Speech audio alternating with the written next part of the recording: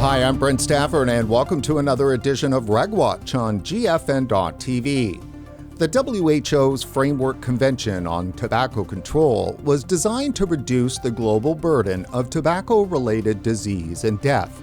But 2 decades on, it appears the FCTC has lost its way, more concerned with demonizing and prohibiting safer nicotine products than reducing the harms caused by smoking. So what happened? How does a public health treaty drift so far from its original purpose? Joining us today is someone uniquely qualified to answer this question, Jeannie Cameron. She's a policy expert with a background in international law who followed the FCTC from its earliest stages and brings deep knowledge of the industry from her time at British American Tobacco and Juul Labs. Jeannie, it's great to see you again. Thanks for coming back on the show. Great to be here with you again, Brent. So as the FCTC was being developed, you were working on that framework. Please tell us about the FCTC treaty. What is it? And take us back to when those negotiations began. Yes, it was around the year 2001 that I needed a job and ended up working for British American Tobacco in London. Because I did have a background I worked for the Australian Government Department of Prime Minister and Cabinet in the international legal area, and the job was coming up to look at this new treaty that was starting called the FCTC. Nobody really knew what it was about back in those days. And so I ended up getting the job, and it was to really look at it, advise what might happen, how the process might unfold, and what the impacts might be for a company that this was directed at. So I arrived there and I went down to Geneva to the first INB, which was called an intergovernmental negotiating body. And generally there's 6 of these INBs over 3 years, two a year, to develop a treaty. And that's what was worked on with the WHO. I remember going to the first one, and it was a bit like a carnival, as I remember. There was sideshows, there was a big death clock of how many people were dying from smoking-related diseases, and there were, giveaway bags, there was lollipops, tobacco industry sucks, for example, and all these sorts of things. And it was unlike any sort of international treaty negotiation I had been at before, which I had been when I was in the government. I'd been at some earlier ones. So I was quite surprised by this sort of environment of like fun and activity, and this was how it was when you went into the doors in Geneva at the International Convention Centre, which is where the treaties were all, or the FCTC treaty was negotiated, and many of the COPs subsequently have happened.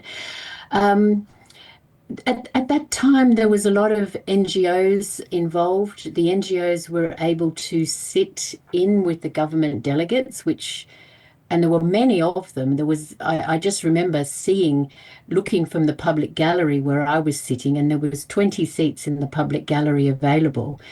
And at that time, I really was one of the only one or 2 or 3 people were there. And the others, apart from me, were largely representatives of the local diplomatic school and things like that. There wasn't any big industry participation or looking.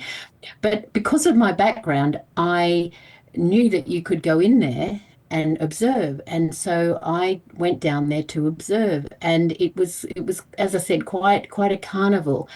And there were very wild claims at that point coming from delegations like we need to put health over trade, which we need to increase tax to something really astronomical. Lots of sort of things being suggested, but without any real cohesion, because the World Health Organization had never done this before.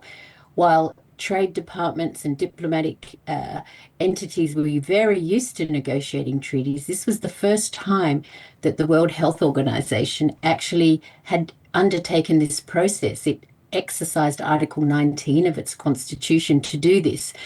But it was evident almost from that first IMB that they really did have no understanding of the process or how negotiations should happen. And all of the factors that a government needed to deal with, not just health, needed to be factored in, like trade and tax and other things. And I think the WHO realized that pretty early on because straight away, by I think it was IMB 2 or 3, they brought in the heavyweights from the World Trade Organization to chair these IMBs. So Sachas Correia and Celso Amorim, who were both Brazilian, very distinguished WTO negotiators, to actually try and make the process appear and become somewhat the way that an international treaty negotiation should be.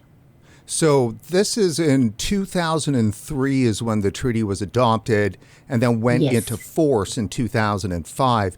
What was the correct. specific intent that the framers hoped to achieve with it? The specific intent, as outlined in Article 3 of the FCTC Treaty, is to the objective is to reduce smoking and to the impact of smoking on health, and to protect people from the harms of smoking. It's very clearly stated. It's still there today. That was the objective. And I think to go back to your previous question, I was working for BAT. We were not lobbying for anything then. We were just observing. So it wasn't as if even the tobacco industry had positions either for or against this treaty or what was happening. It was an observational thing, very quietly in the public gallery. And I think the other thing that I would say is at that time we were very, well, I decided, being the first sort of tobacco industry person to actually sit in the public gallery, to be very transparent. So when you filled in your form to say where you're from to enter the public gallery, I very specifically wrote British American Tobacco because I didn't want it to be seen that I was hiding behind a consultancy. So we were always very open in that process because it directly at that time related to the smoking of cigarettes. Now, in 2007, and this is very interesting to me, and I think for our viewers it will be, you published a legal thesis on the FCTC. What prompted you to take a deeper look at it? What I found really interesting is when you look at the FCTC, harm reduction strategies were a very central part of harm reduction, demand reduction, and supply reduction strategies, is what governments needed to do. And it entered into force in 2005. So governments needed to start their national implementation. And I started to notice that that it was things on the periphery of the health of the product that were being looked at and put into to practice. And the WHO itself, or the FCTC Secretariat, started to what's called elaborate guidelines. Now, these guidelines in any sort of treaty thing are there to help governments interpret what they've agreed to. And these they did one of these, like two of them a year really, and they started to look at areas on the periphery of the product. And I started to notice that I felt that this was not really meeting the objectives of the treaty. And the more that this went on and the more that I looked at it, I was getting concerned that this was moving away from the objective of the treaty. And so I was doing a master's in law at um, King's College in London, and I actually changed from, you could do 4 subjects or you could do 3 subjects in a thesis, and I decided at the last minute really to choose this as my thesis area, and I spent 2 years researching it because this whole area of here was a treaty focused on health that was starting to move away from health and look at all the periphery issues. And that was concerning to me at that time. Also, I might add, I did come back from this and I continued to advise the BAT board and the senior executives of this. I could see from my background how these things, they do develop slowly, but they will get there if all the right bits are in place. But unfortunately, at that time, there were not really many people that listened to me. I guess, and that was really across the whole industry at the time, because by that time, other people like myself in other companies had become involved, and everyone was advising their companies that this was going to impact the industry. But as you can imagine, back then, the tobacco industry was very arrogant in many respects, and it nothing had really ever hurt it before. And I think it just thought this is another thing coming on that we'll just bat out of the way as the time comes. And I did find that really, really disappointing. And I kept sort of saying to myself, one day they'll realize what is happening, because you do build a regulatory wall in such a way that the bricks are put in place, but you don't realize it until the wall is built, what's there, because everything's happening in different pieces. And I would often give presentations saying this, that, this is going to happen, but it has happened. So I was proven right, even though I was writing about this back in the day, 20 something years ago. No, just on 20. It was 2007, I published this, and it's 15. Since preparing for this interview, I have re-looked at it, and when you look at it, it's exactly correct, even as of today, what the situation is. One of the things I like to point out is that in your thesis, you argue that despite being an international treaty, the FCTC largely governs domestic behavior. So why does that matter? It does matter because an international treaty is the purpose of a treaty is to encourage behaviors in governments where their behavior will impact on another government. So things like the environment make sense, because what you might do in your country may impact another country by air or climate. Aviation, hazardous wastes, arms trafficking, these sorts of things impact across borders. But when it comes to this particular area, the smoking incidents and the harms from smoking really only impact directly in that country. So it really was the first treaty I'd seen or been aware of that actually encroached into a domestic issue and how governments should domestically handle that, because it didn't actually have an international aspect outside of that. Perhaps you could argue that advertising, television advertising, and magazines that may have had an advertisement in it may be seen in another place. But apart from that, really, there wasn't anything that impacted another country that was done in your country. Now, the NGOs at the time said, well, yes, advertising is the vector. It's what's carrying cross-border advertising. But, I think most countries, at least Australia, certainly by then, and many others had removed cigarette advertising on television, and so and on anything that was broadcast internationally. So that really wasn't an issue, and not a significant enough one to make a massive health treaty over. And so that's where I think it differed from other treaties, and still is different to other treaties. Is it a matter of a global unelected organization having undue influence on national issues, national sovereignty? Definitely. I think the national sovereignty issue is a really important one. Governments need to be able to make policies that impact them in the way that they understand their population. So I do remember back at the time, I think it was Bangladesh said, look, we will agree to the Article 11 proposals on packaging and labelling, but in our country, people don't actually see the packets because the cigarettes are sold individually or they're sold in a different way. So we're not going to object to it, but really we'd like to do our policy of how we, apply what is needed here in our own way. And so you saw that a bit, but what has happened with the WHO is they've taken those rules not rules, that document and pushed it out to countries to try and make them implement things which may not necessarily apply to actually solve the problem in that particular country. So, governments should be allowed, if they're looking at their health issues domestically and they're addressing smoking, they should be allowed to implement their understanding of the relevant elements of the FCTC into their national law in their own way, in a way that will work for them. But the WHO has become very dogmatic and very stringent in the way that it wants to apply things. And of course, that leads to unintended consequences, which don't actually meet the health objectives of what governments are trying to do. So focusing on today, as you just mentioned, I mean, if you would give it a rating, how are they delivering on its original objective of reducing smoking-related harm?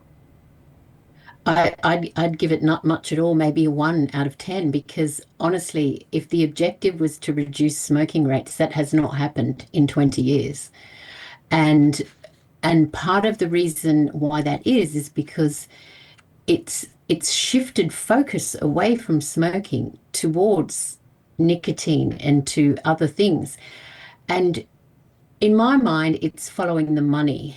I think we have to look at back in the FCTC, the negotiating times, 10 years ago or even earlier, the pharmaceutical industry was very involved with the WHO in terms of anti-tobacco activity, and they were a large funder of the WHO's FCTC back in the day because they were trying to ensure perhaps that their nicotine cessation products and I can never say the word veroniloquin, the drugs and things, and that was all related to nicotine addiction and things like that, which were and actually have ended up, there is the payback in the FCTC where governments are required to work with the pharmaceutical industry to address nicotine addiction, but that's the only reference to it.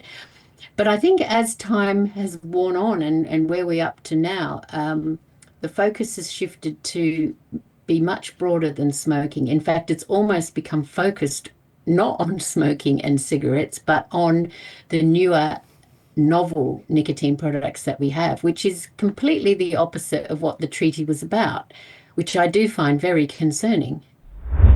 Is the FCTC now demonizing nicotine? Yes, I think it is. Nicotine has become the buzzword for the WHO when it never was. It was smoking, which was a legitimate reason. Smoking was causing so many deaths and diseases, and we still know that that's the case. But as newer products have emerged, they have shifted that to cover anything where they can continue to have the remit. And the focus is no longer on smoking, it's on nicotine. And it's a completely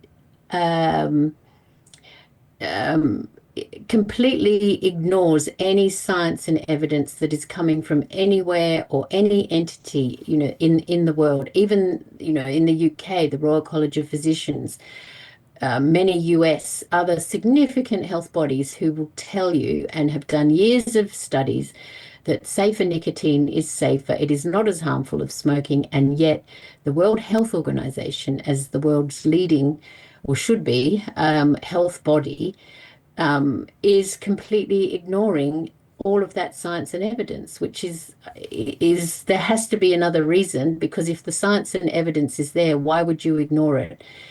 Are you being paid to ignore it? Well, you bring up a great question. I mean, we do know there's a lot of money coming in from, say, Michael Bloomberg and many of the NGOs that are, interacting with the FCTC are Bloomberg funded. So is it possible that the group that wails, to use, I think, a very strong word, about tobacco influence on these processes are simply unconcerned about the influence that's coming from cultural society, billionaires and so forth? Why is that not influence to be worried about? Yeah, it is very concerning, and it's really hard to try and work out what is the rationale, because the evidence is so clear, and yet it is twisted and it is demonized, and it is every which way that is possible. even the people, the scientists, the doctors who talk about it or talk about what has happened to their patients, or consumers who've had very significant success stories of giving up smoking using safer nicotine products, are demonized themselves. They're targeted as being shrills of the tobacco industry, and almost that argument is no longer valid at all because not that there were ever any connections with the tobacco industry, but what they have successfully managed to do is put a very significant us and them divide around this debate. And interestingly, in the past, where you had the tobacco industry almost isolated as being the producer of cigarettes and causing the harms, understandably, now you've got consumers and the tobacco industry and doctors and scientists and evidence-based institutions and the tobacco industry on the same side against a body that is supposed to be upholding the human rights of health of all and the highest attainable level of human health. All these things are in the treaty. And not just that, not even in just the FCTC treaty. They are in significant human rights treaties from 1966 that most governments in the world are party to. The WHO Constitution itself requires that. And yet they're forcing alliances of the good, and they are treading what I would call a very bad and unhealthy and undemocratic approach to this whole issue. It appears to us in our coverage and to many in tobacco harm reduction that the FCTC and WHO have been leading a campaign of misinformation around safer nicotine products. And in fact, have they not become merchants of doubt? Merchants of doubt and merchants of death themselves. They used to claim that the tobacco industry was the merchants of death, but they have become the merchants of death. They have become what they set out to challenge, and I don't even know if they realize that. It's quite incredible because there is so much overwhelming evidence that shows that death and disease continues to be caused by smoking and cigarettes. And yet, the most successful product or the most successful way to avoid that is being denied by the health, the World Health Organization and all of the various NGOs and its funders and its supporters.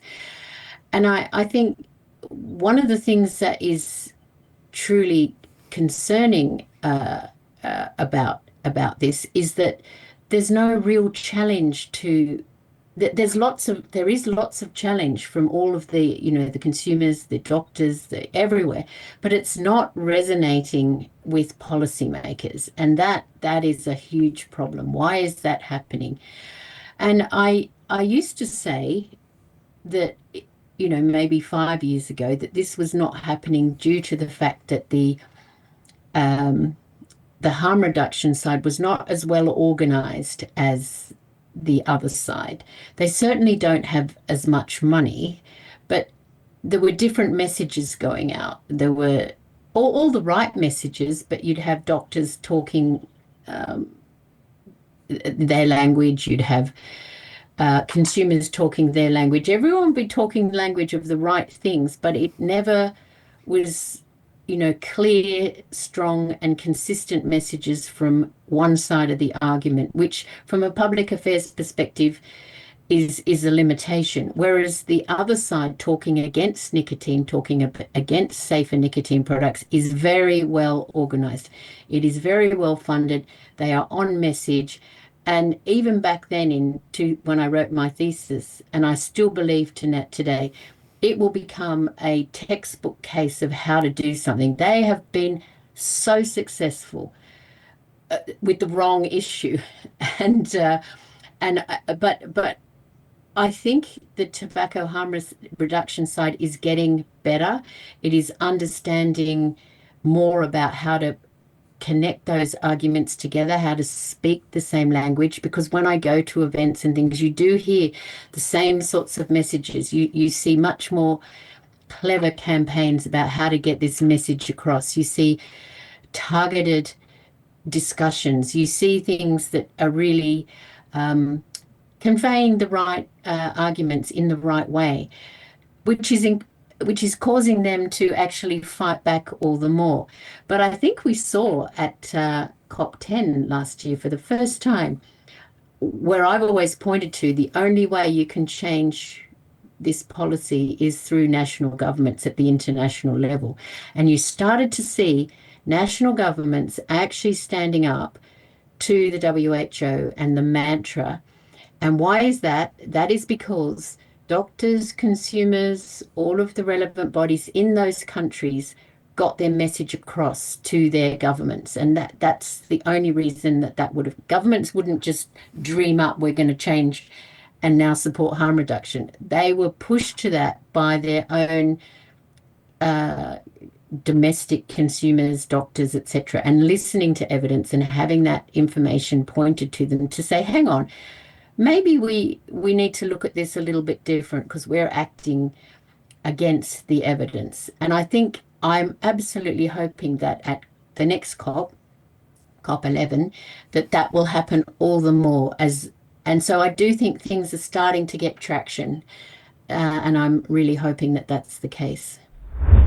So you've talked a bit about the kind of maybe undue influence that's happening on the national delegations. Are they being bullied? When we look at something like the Dirty Ashtray Awards, which just doesn't meet common sense, how much pressure is really being put on national delegations, and is that coming from the NGOs? Yes, it is coming from the NGOs, and I mentioned about the carnival type environment that existed in the early days. There was the Dirty Ashtray and the Golden Orchid Award and the Marlboro Man Award. There were quite a number of these awards that would come out from different NGO groups competing in those days, NGO groups, and they would award these dirty ashtrays to the country that they felt had sort of let down the side from their side and wasn't doing enough to be against smoking.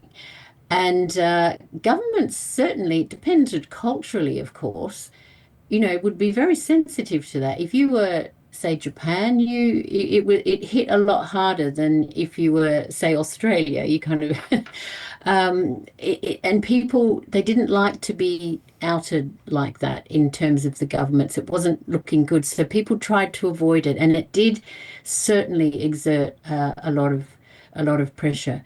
I think in those early days, you did see a lot of governments, and especially at that point, those that did have tobacco industry like Japan and China, and Egypt and others that were very, very, very concerned that a lot of pressure was on them because they were tobacco industry sorts of governments. Zimbabwe and Malawi as growing countries, and that pressure was definitely put. But now the pressure has moved away from that to more almost every country that is even considering a harm reduction approach. And they're now the ones who are receiving the Dirty Ashtray Awards because they're, ostensibly trying to water down the treaty. Well, it's got nothing to do with the treaty. My personal view is the treaty is a very good document because it is there to be a framework for governments to address the harms of smoking and cigarettes. The problem is the interpretation of that treaty, and that is where the political side of it has come in because governments are being pushed to interpret it in a way that it was never intended to be. But a lot of people say we need to throw the FCTC out and come back with something else. I would say no, do not do that, because in this day and age, you would never get a document that permits harm reduction in the way that the FCTC does, that actually focuses specifically on smoking, and it almost outlines all of the human rights to health that we should be addressing. Use that document to as a leverage for what governments should be doing. This is what you signed on to. Why aren't you addressing harm reduction strategies? Why are you not letting consumers in the room when the document says consumers have a vital voice in what is going on? Show them that. That's what you signed to. All these guidelines and other things and other puffery that the WHO has taken from that document and used to extrapolate their own agenda should be almost like put that aside, go back to the original FCTC, which is against smoking, permits harm reduction, recognizes all of the things that harm reduction side want to recognize, and build on that. That's where I would say it is perfect document, the FCTC, in that sense. Don't renegotiate it. You'd never get that again today. And the fact that it doesn't allow amendments and it doesn't allow reservations made it that any government that signed or ratified that treaty has agreed to all those things in there. And 20 years ago, it's still there. And as I've mentioned earlier, the 1966 treaties have been there a very long time. And all those human rights that are enshrined in that, many governments, of course, abide with and even apply them now. Why not the FCTC in what its original objective was? And that's where I think our pressure should be. Use that document, push governments to agree and do something about what they actually signed on to in 2003 to 5. Jeannie, as you know, the 13th edition of the Global Forum on Nicotine, the annual conference on safer nicotine products and tobacco harm reduction, takes place again this year in Warsaw, Poland, from June 3 to 5, 2026. The conference theme is prohibition and public health. In your mind, what are some solutions to address how prohibitionist thinking has come to dominate public health policy around nicotine? It's certainly, prohibition is certainly where things are getting to. If we listen to the mantra and what is coming out of the World Health Organization and the FCTC Secretariat and the NGOs associated with that and Bloomberg, that is definitely there. That is the end game, I think, of where they're getting to. And we need to turn that around. We all saw we all know what happened in the US with prohibition of alcohol. We all know it is not the right direction. But we need to really, really fight that at this point. And I think discussing that in Warsaw, discussing some of the solutions that are possible to do that. I have some ideas of certain things that could be done. Consumers will have other ideas of what can be done. We all, from our different perspectives over this issue, have different ideas. And if we can come together in Warsaw, put all those together with some thinking caps on, I think we can actually come out of Warsaw with some clear plans and ideas, everyone having heard discussions that can hopefully move the argument forward pro harm reduction and safer nicotine products.